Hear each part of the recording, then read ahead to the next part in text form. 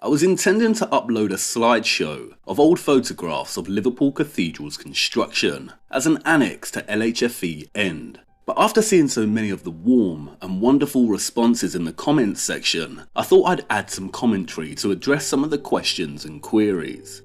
The first thing to note is that on the internet, when doing a Google or DuckDuck image search, you won't find endless historical construction photographs. But if you start looking in archives, then you'll find a lot of interesting stuff, a lot of which I'll be covering in LLG. And this is where I've learned that books like this are very helpful. There are a lot of archive photographs and documents that are not accessible in free, digitalized form on the internet, but have been published in books.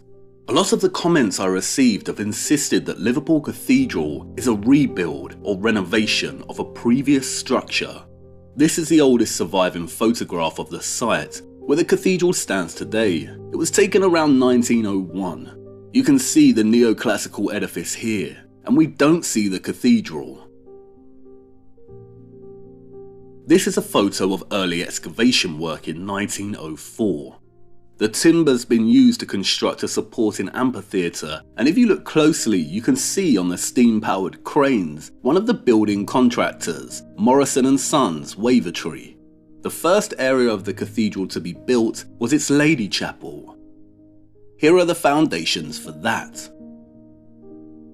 What's important to note is the chapel is just one small portion of the overall structure. Here is a progress shot. If you look closely, you can see the layers of brickwork forming here.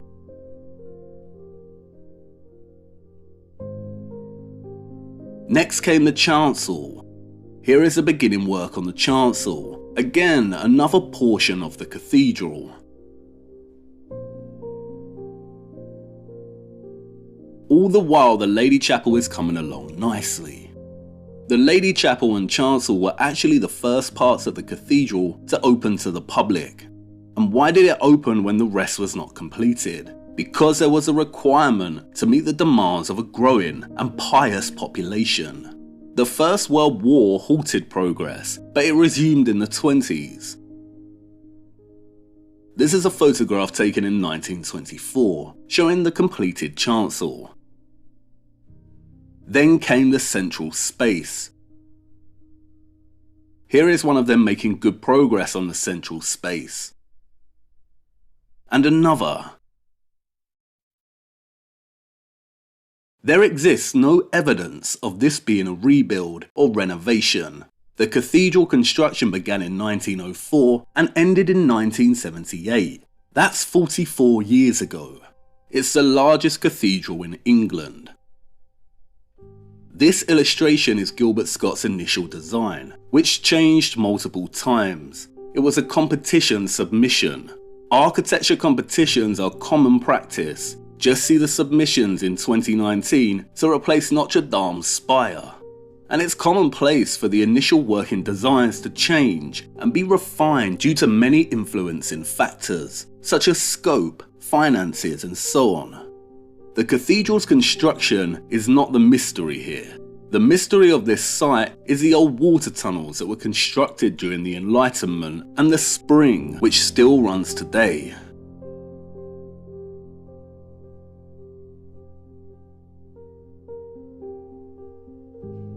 This site replaced an old medieval water system and infrastructure. I've also seen a lot of comments insisting that we cannot build these structures, that it's a lie. And at one point I also thought that. Construction started in 1904 and finished in 1978. Before World War II, the means of construction was primarily Industrial Revolution technology, steam-powered cranes, steam-powered saws, etc. This is a photograph and footage of the steam-driven frame saws, which worked every day cutting large blocks of stone procured from the quarry. After World War II, there was more modern technology, such as pneumatic drills. The wars slowed the progress of this structure significantly. If it wasn't for the wars, I'd venture that they may have got it done in around 45 years. The interior of the cathedral walls are made from thousands and thousands of red brick.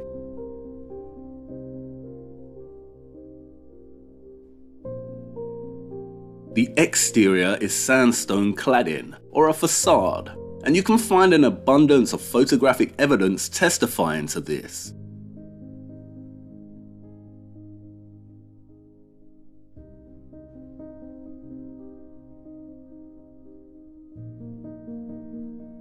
Red brick is beautiful, but really bricks in general are nothing special. They're efficient, easy to produce en masse, and have been produced en masse since antiquity. They certainly could do it in both the 19th and 20th centuries.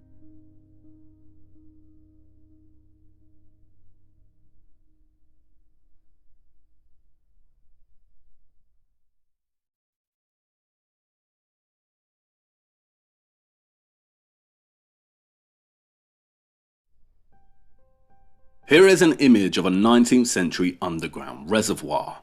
If you go to the site and walk around, you'll start noticing a lot of loose bricks. And if you examine them closely, you'll see red bricks with Victorian company names on them. The brick is not lying. There is a difference between old red brick and 19th century Victorian red brick. And now you might say, aha, so Liverpool is not a real cathedral if the majority of the wall's interior are composed of red brick. But that's not correct. If you look at many medieval cathedrals, you'll realise that the walls are composed of a type of rubble interior and then a carved stone cladding exterior finish. Again, there is nothing impossible or particularly special about this.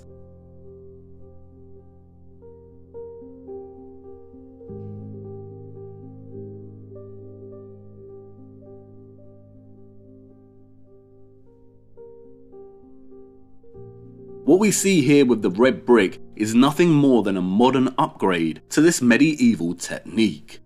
The red brick also explains this photograph. A few in the comments have referred to this image as proof of a rebuild, or that the powers that be are lying about this structure.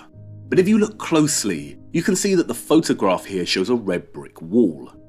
The same red brick we see here.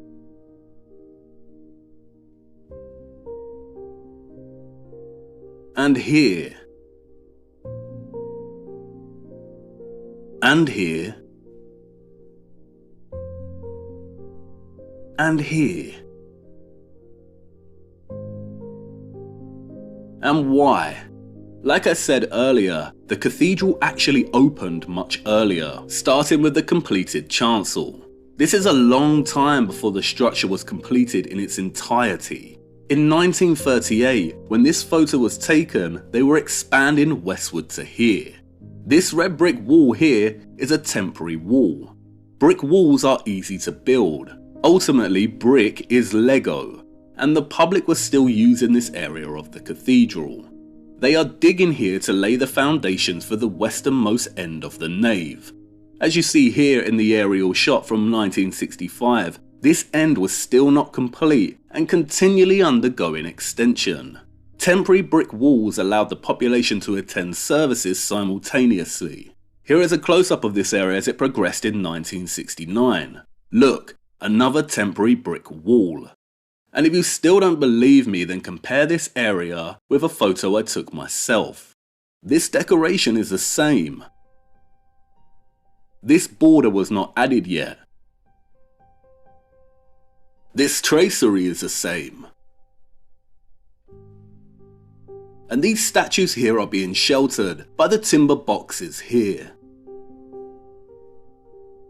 But as you can see, the stained glass up here is finished. Look. Here is an image of them designing the glass.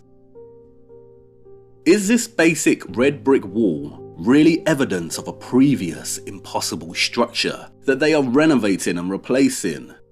Here is an image after the temporary wall was dismantled and the arch in place. A service is taking place despite the arch frame still being in place. As you can see, they used the cathedral while they were still constructing it. And I know that you'll say the structure looks weathered and older in this photo, but you have to remember that this section is not complete. There is no roof above. The rain, the sunlight, the camera all affect how the stone and brick look in a photograph. We see that here. Variations in tone and highlights are not proof of genuine weathering, especially in old photographs. Another trend in response is that Liverpool Cathedral was post-industrial revolution. What about the ones that came before? What about the structures that took 3 to 4 years? And this is where it gets complex, and it's one of the central themes of LLG. In terms of genuine medieval cathedrals, Hereford Cathedral was completed over 171 years, York Minster 242 years, Gloucester 410 years, Salisbury 100 years, Wells 274 years, Exeter 288 years, Lichfield Cathedral 145 years. But in terms of a lot of the structures that went up during the 18th century and after, and at such pace, this is where it gets complicated. Can you tell the difference between a structure like this and one like this? I never used to be able to, and I still struggle.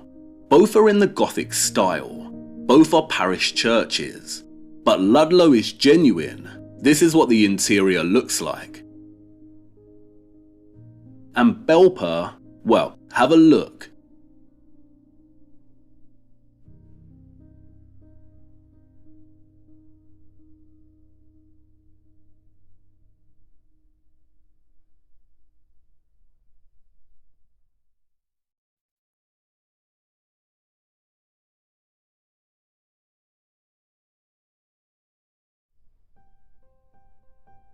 You see, no real arches or columns. It looks like a grand church on the outside, but in essence it's a facaded box. There is real stone masonry, and then there is pseudo stone masonry, or Freemasonry. Belper took 1 year to build in 1824. And it's actually no great secret or conspiracy. They actually tell us that artificial stone was used widely during the 18th and 19th centuries, usually poured from a mix and moulded.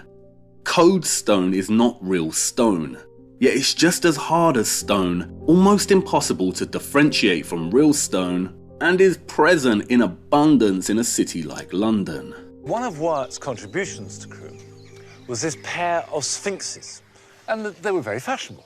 They're made out of code stone, which became hugely popular amongst landowners at the end of the 18th century. And the whole point about code stone is it's not stone at all. It's clay mixed in with various ingredients to make it exceptionally durable. So this hasn't been carved, it's been modelled, been cast. The original workshop ceased production in 1837. Hello. And it took years of trial and error for the sculptor Stephen Pettifer I'm Steve. Steve, very nice to meet you. to uncover the secret of the code formula and technique. This is a bracket off a building in London, Which building? Buckingham Palace. Right. Is there a lot of code at Buckingham Palace? A huge amount. Code sculpture was made using moulds, which is both much faster than carving a block of stone and also meant that the mould could be reused many times. However, the main advantage of code over carved stone lay in the extreme fine detail and the quality of craftsmanship that could be applied to the clay. Yeah, actually in clay we can really push the detail and the undercuts and be really extravagant with it. Whereas in stone it's harder. So presumably, say, take this here. This keystone. Yeah, that would be really difficult. If you look at the detail in here, would be very tricky in stone, wouldn't it? Exactly. Yeah. You wouldn't do that in limestone. Stephen explained to me some of the secrets of this extraordinarily versatile and durable material. This is the clay. We have lots of different blends. Okay. Is this a secret, by the way? Are we allowed to, do you want to give away the blend? I'm not that secretive about it, because ultimately it's the sculpting that's Right. that's difficult. That makes it hard to produce. So let me have a look at that. So I can see the little bits in it, little white bits. And what you're looking at there is this, which is called grog. code is a mixture of fired-up ceramic grit, powdered glass, sand, and ground flint. But then you treat it like clay. Yes. You model it like clay, you fire it like clay, Yeah. and it goes through. But it will weather and last much better than normal terracotta. And Yes. some stone. Oh, yeah, I mean, lasts a lot longer than any limestones. Right. And marble. Really, longer than marble. Yeah. See, to a layperson, A lot longer. that is an incredible It's an fact. incredibly hard material. Scagliola is not real marble, but moulded and sets as hard as marble.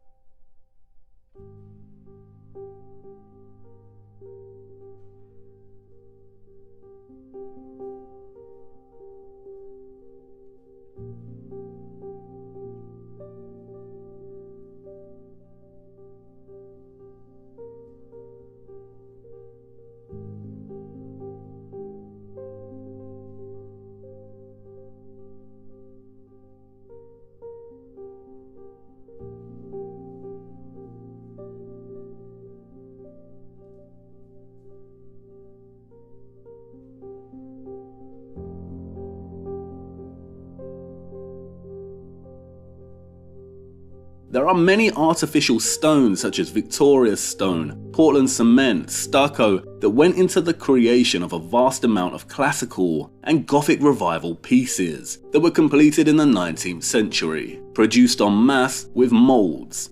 There is a difference between real, purist masonry and pseudo-masonry. These structures are not all equal. And they openly admit that they cut many corners. And why not? If you're producing en masse, you need the cheap and the efficient. There is nothing impossible about this classical stuff. And I didn't realize that until I started getting out and looking at it closer. And I'm not trying to discredit pseudo-masonry. Moulding like this is a talent in itself, but it's not the real thing. But it does raise an important discussion as to how easy it is to edit and change structures with these techniques. I received a good comment on this, saying that stone carving is a hoax, to throw us off the mark. It's all poured concrete. But I do not agree. Great Pyramid K is good, and everyone should watch it. But it's deeply flawed and more of the same reductive revisionism that doesn't hold up to scrutiny. And the ending is very questionable. This is all a big theme of LLG. I do not subscribe to the maximal approach. Not everything is poured, just as not all geology is a melted building. Stonemasonry is not a hoax, and we have masons alive today that live and breathe this. We also have a lot of very old quarries. Quarries are not concrete factories. The megalithic seems an impossibility, yes, but the cathedrals are very possible. I'm not disputing pouring as a reality, but they tell us that with the fall of the Western Roman Empire, brickmaking and cement disappeared only to resurface again right at the end of the Middle Ages, as the Renaissance began. Who or what rose again? Rome did. Masters of cement. The central theme of LLG is my research into trying to decipher what's real and what's not, how they have appropriated medieval architecture and used pseudo-masonry to potentially alter the historical narrative. As the photographs and footage of Liverpool Cathedral show, the stone cladding was carved and shaped by masons.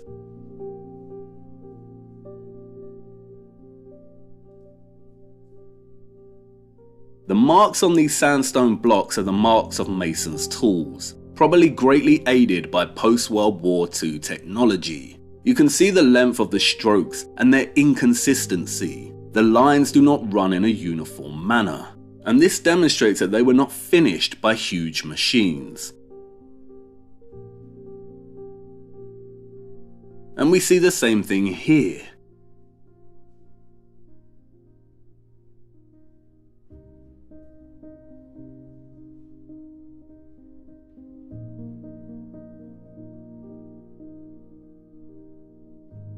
And here. This rock was quarried from Walton Quarry.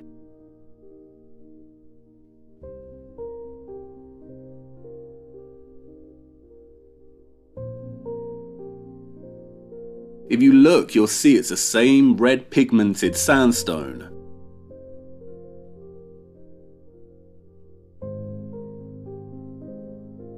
This was cut with steam-powered machines and hand tools, but this only speeds up the process. The medieval masons built their sites right next to local quarries to be more efficient. Here in Fountains Abbey, you can see part of the long quarried wall here, and it runs all along this site. Lincoln Cathedral's quarry is 1 mile away, and they still use it today to renovate and replace the aging stone of the cathedral, using traditional masonry techniques. If you go to quarries or watch masons work, you'll realise that stonemasonry is indeed very possible. It's not a hoax, and the skills passed down the generations prove this. All post-industrial technology has done is reduce the time frame it takes to complete a structure. These medieval structures took hundreds of years to complete, and much like Liverpool Cathedral, they probably were used in sections of the structure before the entire thing was finished. Now, whether the time frame for medieval construction is a lie and the Industrial Revolution actually occurred much earlier in our timeline is one of the questions I will be investigating in my new series, and asking whether the cathedral's use was primarily for worship or perhaps something else. But there is a lot of complexity that needs to be presented first. Each structure is different and requires its own in-depth research that, as I have come to learn, needs attention beyond Wikipedia. And it's mind-boggling to contemplate what those of the past achieved. And the most tragic thing about this whole investigation is that it throws into sharp contrast just how much we've regressed as a society and cannot recognize human talent anymore and ascribe it to something else. There were advanced civilizations in history, but there was no great reset in the 19th century. Our ancestors were the advanced ones, and our culture demonstrates this. Culture is not limited to architectural expression. Compare the literature of the 1800s with our writing today. Listen to Beethoven.